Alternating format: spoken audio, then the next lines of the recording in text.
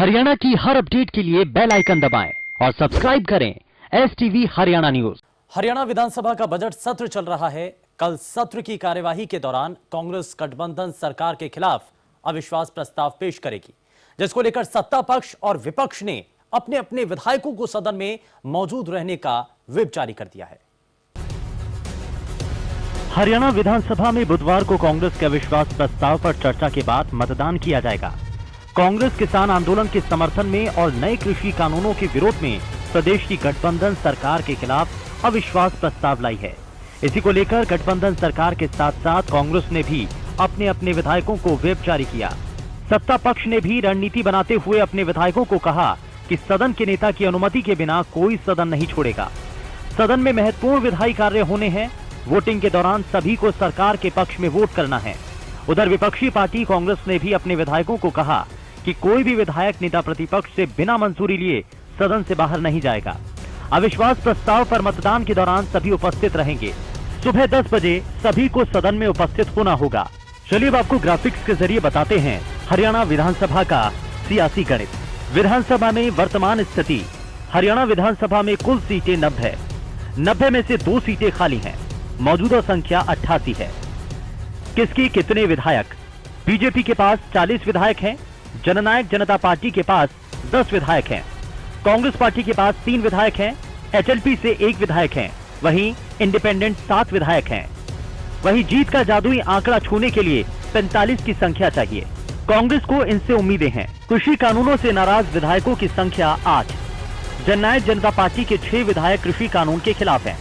2 निर्दलीय विधायकों ने सरकार का साथ छोड़ दिया है। इस तरह 8 विधायक सरकार के खिलाफ हैं।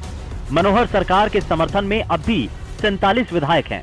विपक्ष के अविश्वास प्रस्ताव को किसान नेता राकेश टिकैत ने भी समर्थन दिया और हरियाणा के विधायकों से अपील की कि वो अविश्वास प्रस्ताव के समर्थन में वोट करें। खासकर का जो हरियाणा की जनता है उनसे मेरी अपील है कि हरियाणा सत्र शुरू हो रहा है और उसमें सरकार के खिलाफ अविश्वास प्रस्ताव आ रहा है, तो सभी MLA से यह है कि वो किसान के पक्ष में इसमें किसानों का समर्थन करें, उसके साथ में खड़े हो और उसका पूर्ण रूप से जो अविश्वास प्रस्ताव आ रहा है सरकार के पक्ष में ना जाएं। और जो इस तरह का काम MLA करेगा हम उसका धन्यवाद करेंगे, उसको सम्मानित करेंगे और सबको किसानों के साथ में खड़ा होना चाहिए। और जो जिस क्षेत्र से MLA हैं वहाँ के लोगों से भी अपील है कि अपने MLA से बातचीत करें, वो किसी भी पार्टी का है। आज वक्त आ चुका है कि आज किसानों के साथ में खड़ा होने का वक्त आ चुका है और इस तरह का जो मूवमेंट है आपकी जिम्मेदारी बनती है कि हाउस के अंदर आप इन चीजों का पूरा विरोध करें और किसानों के साथ में खड़े हो। कल कांग्रेस किसानों के मुद्दे पर सरकार को घेरने के लिए पूरी तरह से तैयार है और अपना पक्ष रखते हुए वो अविश्वास प्रस्ताव पेश करेगी। इसको लेकर कांग्रेस प्रदेश अध्यक्ष कुमारी सैलजा ने भी प्रतिक्रिया दी। सैलजा ने कहा कि अविश्वास प्रस्ताव के दौरान हम प्रदेश की बदहाली के मुद्दों को सदन में उठाएंगे। अविश्वास प्रस्ताव कांग्रेस पार्टी लेकर आ रही है इसी मकसद से कि लोग ये देखें कि सदन में भी हम उनकी बात को उठा रहे हैं का। इसके माध्यम से दूसरी ओर सरकार की असलियत सामने आनी चाहिए और साथ में बहुत से विधायक ऐसे हैं जो दबी ज़बान में कुछ और बात कहते हैं, बाहर निकलकर कुछ और कहते हैं, कुछ अपने पदों से इस्तीफे दे रहे। तो अब ये मौका है उनके पास कि असलियत सामने आए और ये बता दें कि वो किसके साथ खड़े हैं। क्या किसान मजदूर के आम नागरिक के साथ खड़े हैं या सरकार की गलत नीतियों के साथ खड़े हैं, ये बात साफ होनी। उधर आज सदन की कार्रवाई के दौरान कांग्रेस विधायक किरण चौधरी ने सत्ता पक्ष पर किसानों के मुद्दे पर जमकर प्रहार किए और कहा कि सरकार किसानों के लिए कोई कदम नहीं उठा रही। किरण चौधरी ने सीधे सीधे गठबंधन सरकार को किसान विरोधी बोल डाला। तो है आज आपने देखा कि प्रदेश का किसान जो है वो पूरी तरह से त्रस्त है। छोटा व्यवसायी, छोटा व्यापारी, छोटा उद्यमी जो है वो पूरी तरह से पस्त है और जो रोजगार के लिए जो आस जुटा रहे हैं बेचारे बच्चे, वो पूरे उनके जो हौसले हैं वो पूरी तरह से अस्त हैं। तो ये असलियत है सरकार की। अध्यक्ष जी, यहाँ पैरा जो है मैं खाली जो है अभिभाषण में बोलूंगी, फालतू की बात मैं नहीं करती। 14 से 18 पैरा के अंदर किसानों की आय दुगनी करने की बात कही गई। लेकिन आय दुगनी की तो बात छोड़िए, आज जो देख रहे हो आप, जो धरती पुत्र जो है 100 दिन से ऊपर जो है वो पूरा धरने के ऊपर पड़ा हुआ है, उसको जो है हमारे जो मंत्री हैं, कृषि मंत्री, उनको चीनी बोलते हैं, कभी उनको पाकिस्तानी बोलते हैं, और जब उनकी मौत होती है तो मौत के ऊपर जो है मखौल उड़ाया जाता है। जहां विपक्ष कल सदन में सरकार को घेरने की रणनीति बना रहा है, उधर सत्ता पक्ष अपनी जीत को लेकर पूरी तरह आश्वस्त है। इसी को लेकर बीते दिनों जब पत्रकार वार्ता के दौरान दुष्यंत चौटाला से सवाल किया गया तो डिप्टी सीएम ने कहा कि उनकी सरकार मजबूती से चल रही है। जो लोग अविश्वास की बात करते हैं उनका अपने संगठन में ही विश्वास नहीं रहा। 30 विधायकों के हस्ताक्षर भी न होना ये दिखाता है कि वो कितने मजबूत हैं। एक लाइन में उसको समाप्त कर दूं, ये सरकार बड़ी मजबूती से चल रही है, इसी मजबूती के साथ आगे भी चलती रहेगी। जो लोग अविश्वास की बात करते हैं, आज जहां जनता ने तो विश्वास उन लोगों से खो दिया, वहीं आज शायद उनके संगठन के अंदर भी उनका विश्वास नहीं रहा।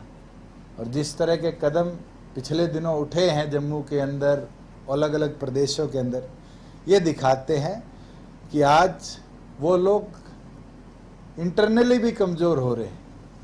और जब अविश्वास लाने की बात करी थी तो मैं फैक्चुअली करेक्ट होऊंगा, विधानसभा में आज शायद उनके 30 विधायक हैं, एक की तो कैंडिडेटर चला गया, 31 थे, अब 30 रह गए। 30 के अंदर से मेरे ख्याल से वो 30 का भी विश्वास नहीं ले पाए अविश्वास साइन कराने पर।